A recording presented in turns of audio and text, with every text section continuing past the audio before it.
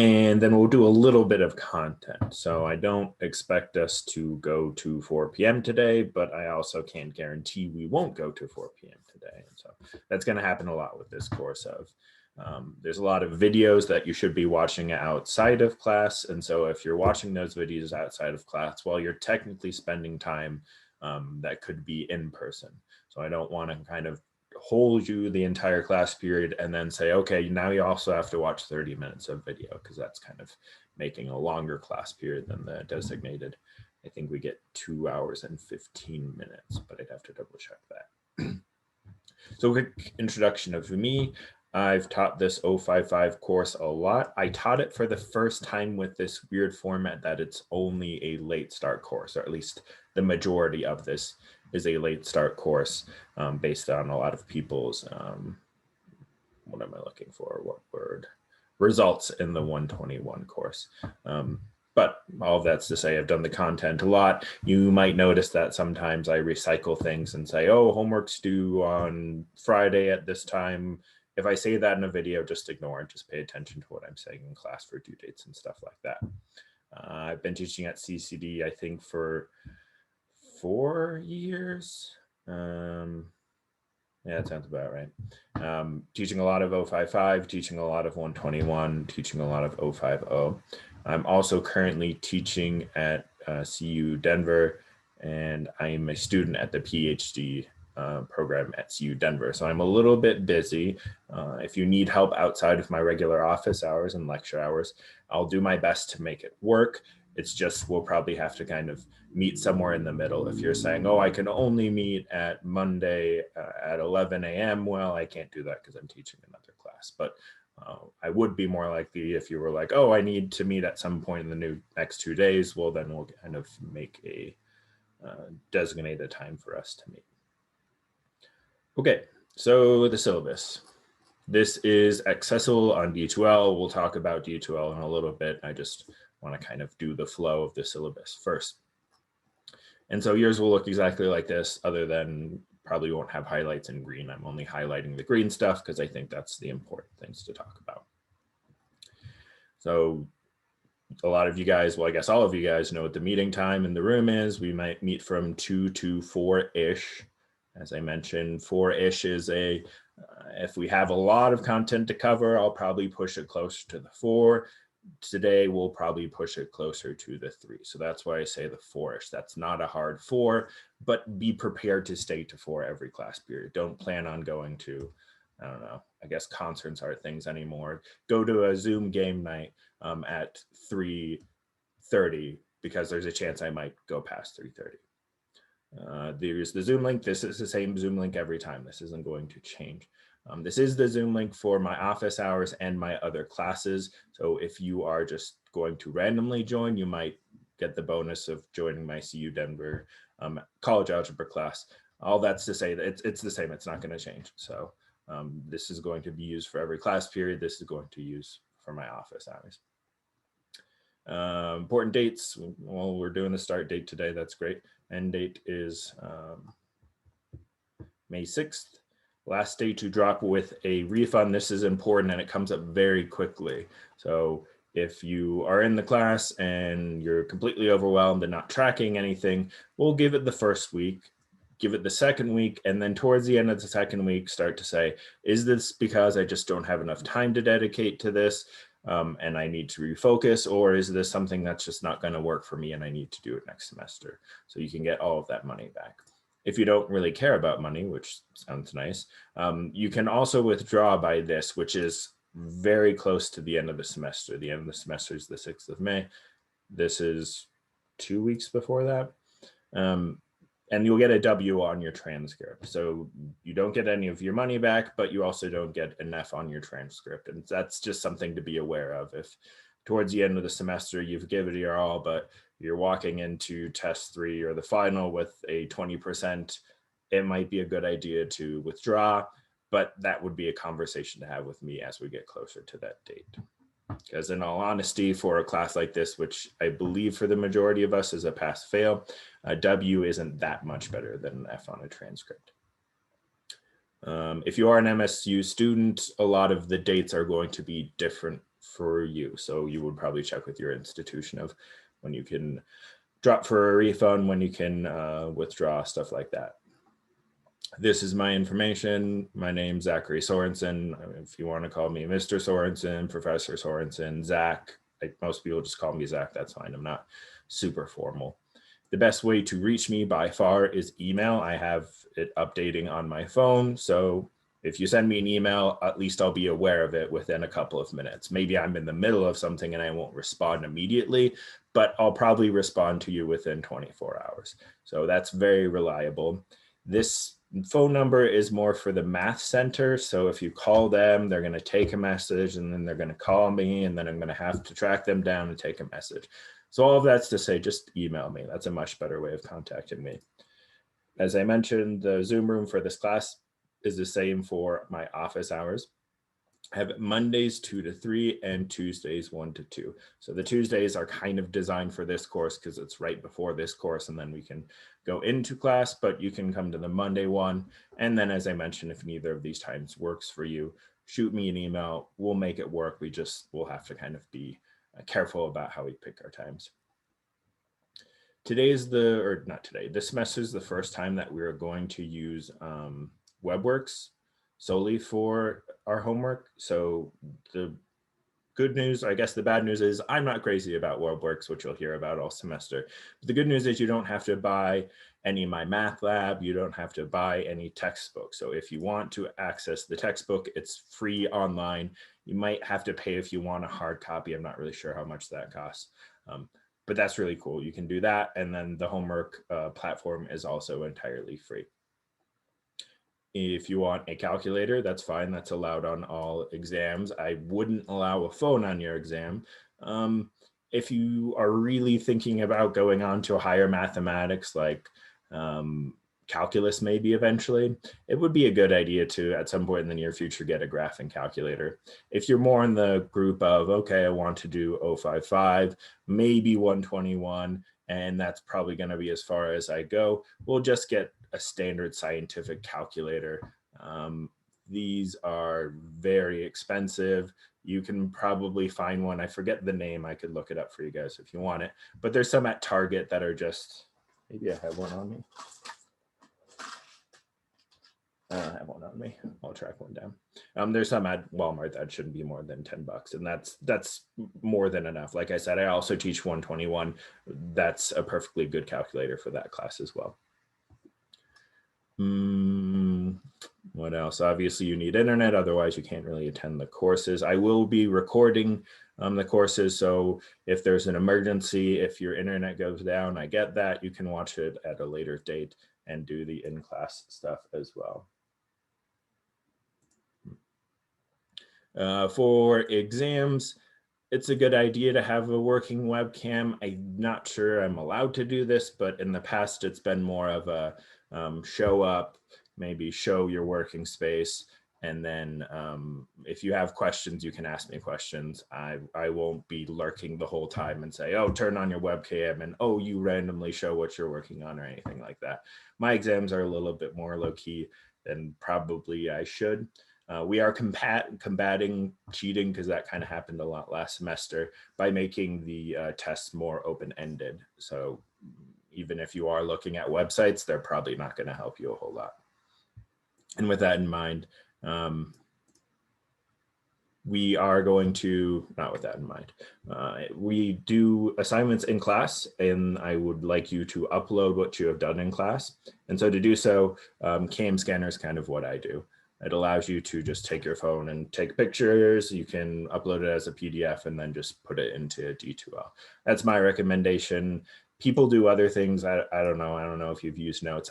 Whatever you want to do is fine as long as you can get it to me as a PDF. It's very difficult for me to open pictures or JPEGs. So Cam Scanner is what I use. That doesn't mean you have to use it. Printer is a good idea, not necessary. You can take the test on your tablet. I've had students do that. That's perfectly fine. Very standard general competencies. We want you to be good at math and demonstrate that and discuss it, so on and so forth. What is very good for this class, and well, I guess for whatever you're going to, oh, you're not getting any audio. Is anyone else hearing me? Because that'd be real sad if I've been talking this whole time. I fixed it. That was just on my end. Okay, cool. I was worried. I'm like, I've been talking for 15 minutes. Oh, okay, phew. Anyways, this is super helpful because this goes through exactly what we're going to cover for this course. So say you transfer, or say for some reason your job is very particular and they want to know what you learned in your math class.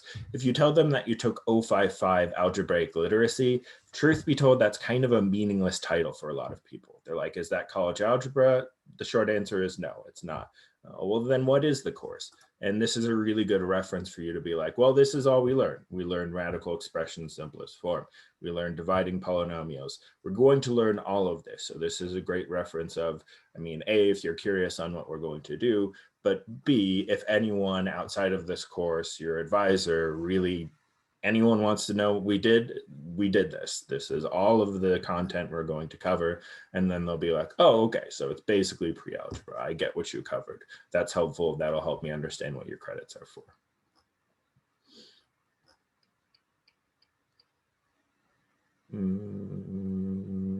Attendance is kind of mandatory. Like I said, I fully get that sometimes there's issues or your internet cuts out, or God forbid someone has to be hospitalized. And so attendance, how I do it is we're going to do in-class assignments. That's essentially group work. And so that is your attendance. So if you are here, you're working, you did something and submitted it, that's your attendance. That's your 5 points for the day. If one of those other things happens, let me know. Don't make it a regular thing. But then on your own, watch the recording and then do that in-class assignment, which on your own, which is a lot less fun, and then upload it, and that would be your attendance. So yes, you should be attending course, but attendance just looks a little bit differently when we're online. Here is the grade breakdown. CCD is just a straight A, B, C, D, F scale. It's not, doesn't have any A minus or B pluses. Like, I don't know if Metro does that, but I know CU Denver does. Homework, 15% your grade. That's going to come from WebWorks. We'll see that shortly. In-class work, that's what I'm talking about. That's 5% your grade. We do in-class work, upload it. You'll get that. That's it's a completion thing. It's an effort thing. So it's really easy to actually get a very good score in in-class work. That's 5%. 10% is quizzes / discussions. It's going to be more just discussions. We're not going to have a lot of quizzes in class. I'll also talk about discussion shortly. Then we have 3 in-class exams. Those come pretty quick. This is a late start course. 3 exams is pretty typical for a general course, which is fine, but we have much less time. So I believe there's at one point in the semester, we have an exam and then like a week and a half of content and an exam again. So make sure you're on top of those. You're aware of that. The pace is a little bit quicker as far as exams go. And then the final exam at the end of the semester is 20% of your score. Talk about web work. We'll talk about web work shortly. That's our homework. As I mentioned, quizzes will be discussions instead. Anything else? Cheating. If I even think about or think that you cheated somehow, even if it's only on the question, I'll give you a 0%. If you want to come talk to me about how you didn't cheat or how I misinterpreted that, that's fine. But especially in the online form, there is a very much zero tolerance. And truth be told, I use a lot of the cheating devices to make my answer keys. So it'll be easy for me to be like, oh, your work matches my cheating device's work exactly. So just avoid that entirely, but that's how it's going to work. There's going to be 0% if I have any thought of it, and then you can come back and say, okay, actually, I didn't do that, versus the other way around. I'm not going to reach out to you and say, what did you do here? Why is this happening right here?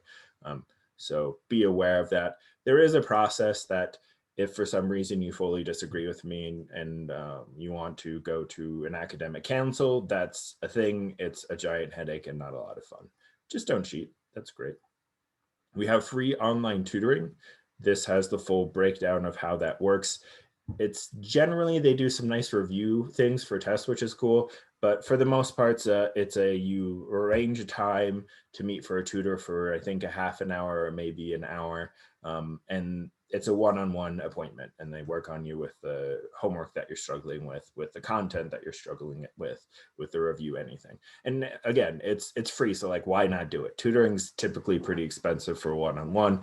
This is free. This is a cool resource. The guy who runs it is very nice and very helpful, so you can reach out to him. His name's Matt Owowski. I'm sure it's on the website. There's no testing center because, COVID's a thing. Here's a breakdown of what we're going to do in class. It's a pretty good breakdown. It's not exact. So actually, we will probably cover all of this today, but there's a chance on day 2 that maybe 2.7 and 3.1's a lot, and that's all we do, and that's fine.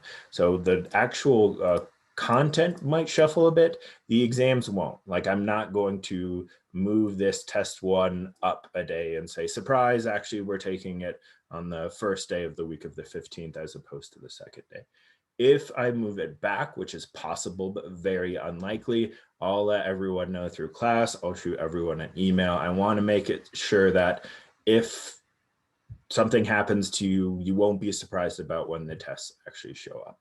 But this is a good reference. If you miss a class, we'll probably cover the majority of this. It wouldn't hurt to shoot me an email and say, did we actually get through 3.2 or did we get into 3.3? And I can kind of keep you caught up. Ignore these quizzes. Quizzes aren't a thing. Those are discussions. So I don't know why those are in the syllabus. I think I was required to put them in. Is there anything else?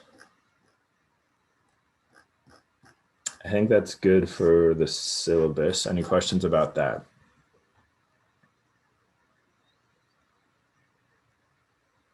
Great. Today's a lot of talking. Today's my least favorite day of the semester. I usually don't talk this much. Probably don't want to see my email. So D2L is going to be where you spend the majority of the class time. So you just I always just go to ccd.edu. I imagine a lot of you guys are capable of doing this since you're here, but regardless, I'll just do it just in case. You go to Student Hub, you go to D2L. It's going to ask you to log in. I'm already logged in automatically, so it just goes to my homepage. And you'll probably have a lot less stuff here. We are the 055090 course. Let's pop that open. Here's my quick introduction that has also a lot of that information I was talking about. Here's our office hours. Here's our Zoom room link. Here's how we get into WebWorks. This is a little bit more of an introduction of what I'm going to go into today, or I guess a little bit less. So if you miss something today, especially on the side of D12, this is a good review of how to do the things. I will post announcements weekly here about what we're covering. So I'll say, okay, this is the week that we're behind a section, but we'll probably catch up. Or, oh, this is test week, so we're going to review on Tuesday and then have the exam on Thursday. As far as tabs that we have here, we're not going to use a lot of them. We're not going to use quizzes. You probably don't even have class list. Attendance, if you really want to check to make sure I'm doing it right, that's fine. Grades, this is the end all be all of what your grades are. So we do WebWorks, and WebWorks will keep your grade there and say, oh, you got overall in your homework, you have a 90%. Well, that's not your overall grade. That's only your homework grade. So make sure you're checking your grades regularly. I make mistakes. I make a lot of mistakes if we're going to be honest. So if I do, just send me an email and I'll be like, great, you're right. Here you go. Here's a point back. It's not a big headache. Discussions are going to be done weekly. So I guess let's start there. Why not? So this is what that quizzes grade was talking about in the syllabus. And so for our first week, we have our introduction. Make sure you're doing that. I would do that ASAP, honestly, probably before the end of the day. Just very simple introduction to your other classmates, give you some points. And then in general, how they work, it tells you right in the discussions. And this isn't going to change. So each discussion post is worth 5 points. you have two options. You can either pick a homework problem or an in-class problem we worked on and post it, or you can respond thoughtfully. And so you have to be thoughtful. You can't just be like, yeah, or you're wrong. It has to be like, oh, I like what you did. And the third step, I did something differently, but we both got the same answer. So that's kind of cool. Something like that. So check these weekly. I'll try and remind you guys, these will be due every Tuesday at midnight. Talked about grades. Content is where you're going to find the majority of things. And so this is broken down week by week. So week 1, we have all of our content. So we are supposed to do 2.6 today and go into probably 2.7, 3.1, 3.2 next class period. So I usually post a video, which is a link to YouTube, and these are the in-class assignments. And so how in-class assignments works, I recommend downloading them because D2L is not great at opening in inline. How these work is essentially the class breakdown is going to be, I'll do a mini lecture. Ideally, you've watched the video already, so I'm not going to cover all of the material, but I'll do a mini lecture. And then I'll say, okay, now we talked about how to evaluate absolute values. Let me put you in small groups. And once you guys practice that a little bit, I'm going to bring everyone back together. And then we're going to talk about how to solve absolute values. And then we're going to be done with that. I'll put you in your breakout rooms, you work for a little bit. And we just kind of rinse and repeat that until we either run out of time or we get exhausted or we are all caught up. And then once you are done with completing these in-class assignments, some people like to write their answer in a notebook. Great, take a picture of your notebook with ideally CAM scanner, upload it as a PDF into D2L. You can print them out, work on your worksheet, upload them as a PDF D2L. You can, and I don't recommend this because Word is very finicky, you can just like type your answers here. You could be like 2 and 4 and 22, but it gets kind of hard when you try to show your work for something like this. Like this one has quite a few steps. So if you're great at using Word, you can type them in. I would probably do the notebook thing or the printed out thing if I were you. If you are doing the Word route, it's pretty easy to make a PDF. You just do print, and then there's a Microsoft to PDF thing. Yeah, and that will generate a PDF. And so I've mentioned several times, well, once you're done with class, you upload what you worked on. Well, where do we upload it? We upload it in assignments. So you would go to the assignments tab at the end of the day today. You would upload 2.6. And it doesn't have to be the entire worksheet. It doesn't even have to be 50% of the worksheet all the time. What I really want you to show me is that you did something, you put in some work and effort, and I'm going to be jumping around to your small groups and kind of discussing the problems. So if you want to, on your own time, you can, once class is done, say, okay, I really want to lock down this concept. I want to write down all the problems. Great, do that. But as far as what's required, just show me you did something. Barring that it was more than only one problem, I'll probably give you the full points for the day. So that's 2.6. Day 1 assignment is just kind of practicing this. Wait, do I have one? Let me see if that's in content. Okay, ignore day 1 assignment. 2.6 is going to be your day 1 assignment. Any questions about that? We haven't gone into WebWorks, but we talked about pretty much everything else that the course is going to look like. So any questions up to here?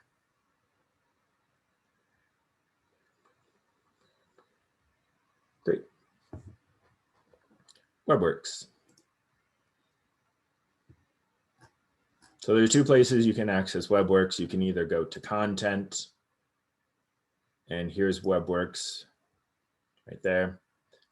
Here's also kind of, there's a little bit of a mismatch of a section. So I think WebWorks doesn't quite match up with the syllabus. And so this accounts for that right here. So if you are kind of curious and you're saying, okay, it's not quite matching up, but I don't know where it is in my notes, that's a good reference point. Otherwise, you click this, it will probably take you a page that you have to click through, or sometimes it just jumps to this page. And then this will have all the information for you. Honestly, I mean, checking your grades is a good idea to, again, make sure I don't make mistakes. But for the most part, you probably won't go far from the page that you just open up with. This has all of your assignments. It tells you when they will start up. It tells you once they have started up, when they are due. So for the first set of assignments, 2.7, 3.1, 3.2, those will be due in, 3 weeks. That's a while out. Okay. Those will be due in 3 weeks. Wait, that's not right.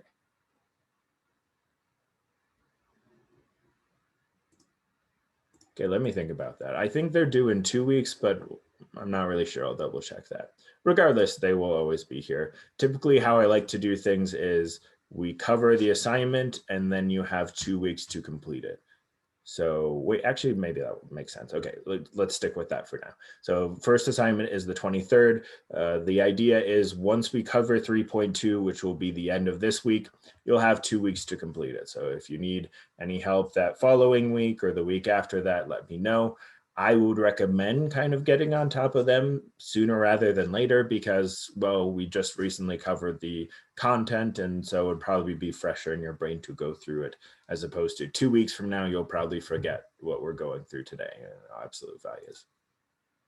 So if you click on the section, you can start on any problem. They tend to flow at the same rate as what I do in class. So what we're talking about at the beginning will probably be the earlier questions. What we're talking about towards the end will be the later questions, and also difficulty goes in that way. So usually the first couple are pretty easy, usually the last couple are pretty hard, but you can go in any order you want to. So if you click in, this is generally what it looks like. I think I wanted to talk about problem 4 because it had a lot of things. Cool. Yeah. And so how these work is, here's the problem, and you are going to answer the question. If you don't know how to answer what the format wants to be, so like if you don't know how to do, do you want a square root or do you want a fraction? If you click in over here, we see that there's a lot of stuff you can use. Oh, okay, this is how I use a square root, or this is how I use an exponential, or here's a kind of wordy text way to explain how to enter your questions. I would recommend just kind of clicking and going to the answer over here. And so what this looks like when we do a question, let's say, hopefully this isn't right, but let's say it's 2. So I'm going to, if you want to preview your answer, that's going to show you exactly what the answer looks like. I mean, that's not helpful. This might be a little bit more helpful. I guess that's not really going to edit it much. Anywho, oh yeah. So this is going to tell you what the computer thinks your answer is.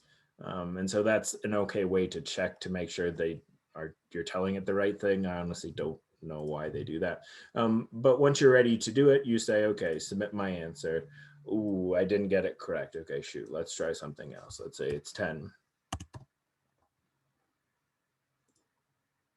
Okay, also not right. You can do show me another. This will show you how to do a very similar problem. You can do it as many times as you want. It's not going to show you how to do this exact one. And so you can try these as many times as you want. Like it says I've done it 2 times. I've seen students try a problem 50 times. You can do it as many times as you want to. There isn't like a certain amount that makes it so you get less points, or there isn't a certain amount of tries that the computer will just be like, okay, you're not getting this answer, we're done. As long as you eventually get it, it doesn't matter how many attempts you do. So really the only reason to not do well on these homeworks is if you run out of time. Right? Because you can't miss a question unless you just don't finally attempt it in a matter of actually getting the correct answer. So reach out to me if you have any issues. You can email me. That'll actually send me the exact question you're working on, so that's helpful. And then let's see if I can do this quickly in my head. So it's 10 minus 5 by 2, 5 halves. Negative 10 minus 15, negative 15 halves. Oops.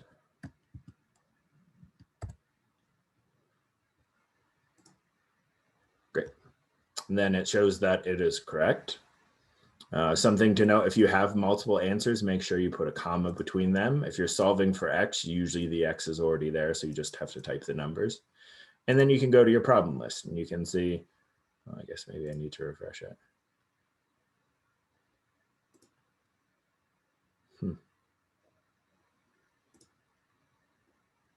Well, I don't know why it's acting up, but it would say that problem 4, you got it 100% correct. Or if there's multiple answers, maybe you'll get it 5 or 50% correct or something like that.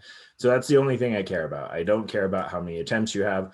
All I'm going to do is look at this.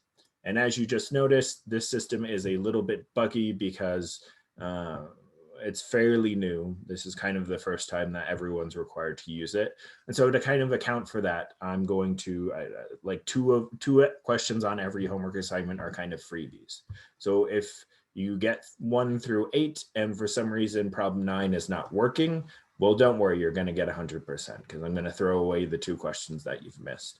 Honestly, if you get 1 through 8 and problem 9 just doesn't make sense to you, maybe ask me about it, but also don't like panic about it until midnight. I will throw that away. So for 2.7, if you get 7 out of 9, that's 100%. So that's what I'm talking about when I throw away 2 questions. That is to account for the fact that WebWorks is very finicky, is very buggy, and I get that, and I apologize. I'm not crazy about WebWorks.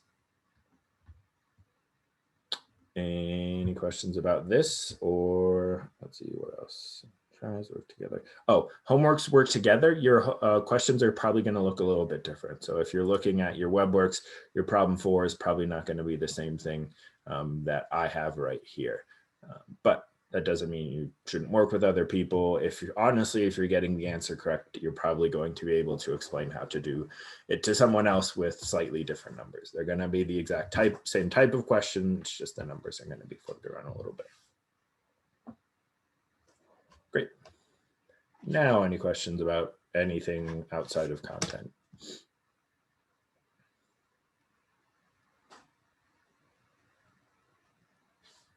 Cool. So let's get into a little bit of content today.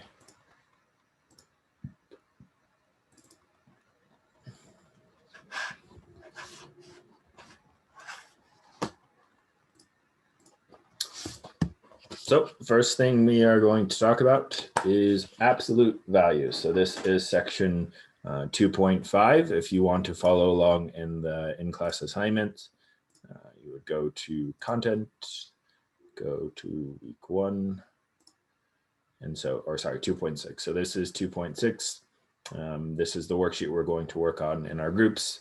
And if you want to have that in front of you, that's not a bad idea to do so. Great. So absolute values. Absolute values is one of those things that if you maybe had a high school teacher or a middle school teacher that didn't 100% know what they were talking about, they're probably explaining it to you wrong.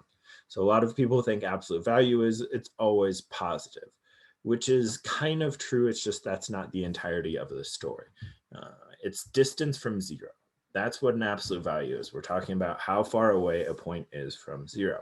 And so that's why we get this thought of, oh, it's always going to be positive. Well, that actually comes from the fact that the distance from 0 is always positive because, well, it's a distance. So it is a small distinction. It's an important distinction, not only when we're doing equations, but when you go into higher mathematics, if you do, because absolute values of complex numbers are something very different from just turning everything positive. So I'm curious, does anyone know how to do this first question? How do I find these bars? I don't know if there's a fancy name for them. I just call them bars. These represent the absolute value. So does anyone know what the absolute value of -8 is? 8. Yeah, it's just 8. Too scary. The fancy way to think about it is -8 is 8 units away from 0. But honestly, when we're evaluating, it's not a bad way to just remember. Just turn the thing positive. What about number 2?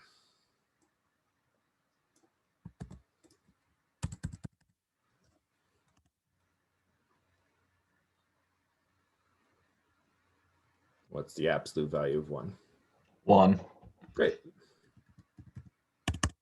Feels kind of weird because we changed the sign of the first one. It was a -8 and became a +8, but an absolute value just keeps a number positive. So if it's already positive, we leave it alone. If it's negative, then we change the sign to make it positive. Great. Any questions about the first thing? Cool. Now, when we're solving absolute values, we have to reverse this concept. So it's not enough to think, oh, I'm going to only plug in the positive values, because it seemed like the answer to 3 would just be 2, which is close, but not correct. And so when we're thinking about this concept of the distance from 0 is 2, we have to think about the one that is 2 away from 0 in the positive direction and 2 away from 0 in the negative direction. And so for this case, or to account for that, anytime we're solving an absolute value, step 1, get the absolute value by itself. That's already done here. Check. Great. Step 2 is we break our equations into 2 equations. So if the absolute value of x is equal to 2, well, x could be 2. X could also be negative 2, right? The absolute value of negative 2 is also 2. So we break it up into these 2 separate equations. And in this case, we stop there. That's actually our final answer. That's not always going to be the case. In fact, I want to move this guy down. So in this question, my first step is to get the absolute value by itself, this x plus 1. How might I go about isolating that x plus 1?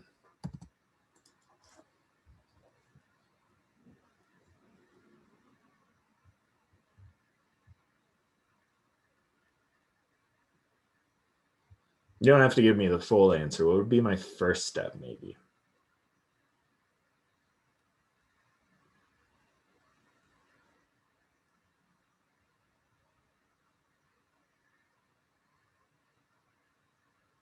Cool.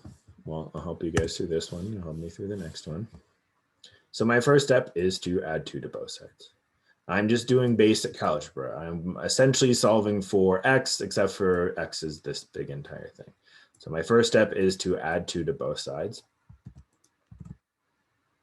So then I get the absolute value of x plus 1 times 2 is equal to 8. Great. Now, maybe I can make this bigger so we can read it. What's my next step? Again, I want to get this bold thing by itself. How do I get that bold thing by itself? Oop. Divide by 2. Perfect.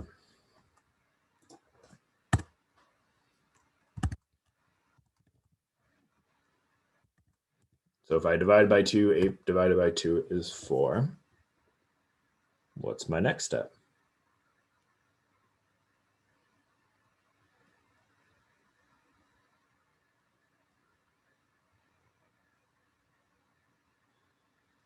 Similar to what we did up here. Okay, again, I'll show you this time. So once we have the absolute value by itself, the first step is always going to be, or the next step is always going to be, break it up into 2 equations. So I have the absolute value of x plus 1 is equal to 4. Okay, well then I say x plus 1, maybe not capital X, is equal to 4. That's one of my equations. I don't change anything. And then I do x plus 1 again is equal to negative 4. So I'm just making 2 separate equations. One of them is the positive number. One of them is the negative number. And now I want to solve for x. How do I solve for x in this first one? Ooh, there's my mouse. Subtract out the 1. Perfect.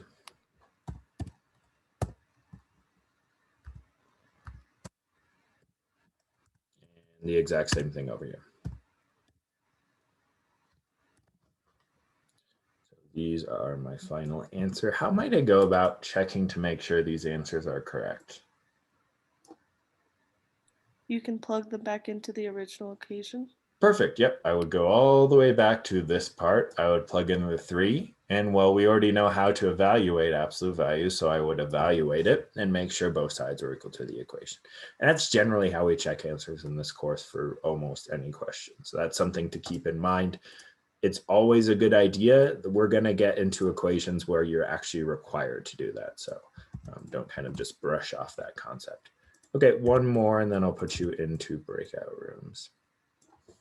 Let's do this guy. Just I'm running out of space on that slide.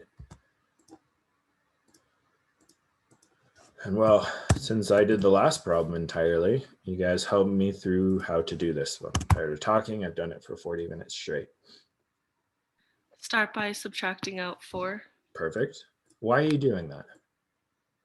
to get the absolute value by itself. Hmm. Step agreed.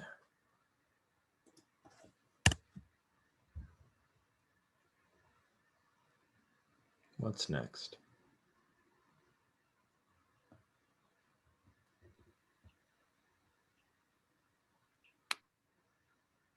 Almost had an idea.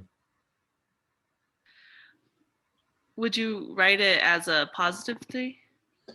So normally, yes, we would do this thing, right? We would break it into two separate equations. I like where your head's at. It's not very nice to do on day one, but I was trapping you guys. So we only do this if this is a positive number. Here we have an absolute value is equal to a negative number. And that's bad. Does anyone have an idea about why that might be bad? Because how can the absolute value equal a negative number if an absolute value is always like positive or distance? Yeah, from exactly zero? right. Yeah, it's a distance. That's a perfect answer. It's distance. So it doesn't really matter what's inside here. As long as I've gotten my absolute value by itself, if this is on the other side, if I have a negative value on the other side, I'm done. In fact, that's kind of a nice case. You don't have to do any more solving. You don't have to check your answer. You just stop. Now, it's important to notice that we do have to get the absolute value by itself first. We can't just say initially, like here, I guess this was positive. Initially, if we have a negative on the other side, it's not guaranteed no solution. It's only going to be that once we move everything over and we get the absolute value by itself. Any questions? Okay, I lied. I want to do one more before I put you in groups. But this one should go pretty quick. What would I do to this question for this question? Subtract the 4. Mm-hmm.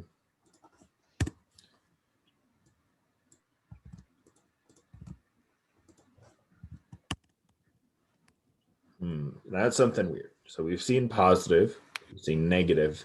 Now we have 0. What do I do here? Isn't it just 0 spaces away from 0? Mm-hmm.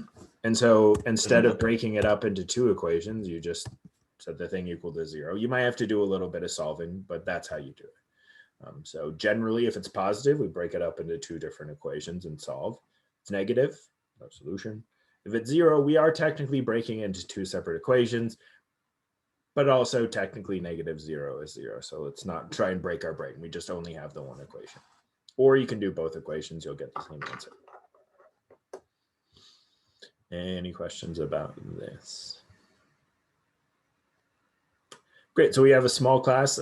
We're missing some people, but even if everybody shows up, we have a pretty small class as well. So we're going to have 2 small groups for your breakout rooms. You are going to work on that worksheet that I opened up. That's not the worksheet I opened up. This worksheet 2.6. Honestly, you probably have enough time to finish it since it's not very bulky. And then once you finish that, you upload it into the assignments tab under 2.6 right there. Something about the groups. Honestly, the most successful students I've had really good breakout rooms, and that's because they made it that way. So today is going to be random. Next class is probably going to be random. And then you might want to start telling me, oh, I really like working with this person, or honestly, I don't really like working with this person. Both are pretty helpful so that you can get that community going, maybe get a study group, stuff like that. It's really helpful, especially with this online environment to work together. And I mean, ideally, turn on your camera, turn off mute. I get that when we're in the main room, it's kind of hard to do that, but it's going to be super beneficial when you are in the breakout rooms. I'm going to turn off recording when I ever go into breakout rooms anyway, so you won't have to worry about that. Yeah. Are there any questions in general? I'll probably leave you into the breakout rooms today until we're done with the class. So this is probably the last time we're going to all be together. And I'll be hopping back and forth between the breakout rooms. I like to kind of participate in the conversation and see if anyone needs help. Well, Can that's you awesome. hear me? I can, you break up a little bit. Can you hear me now? Yes, good. All right. So I am probably gonna be leaving this class just because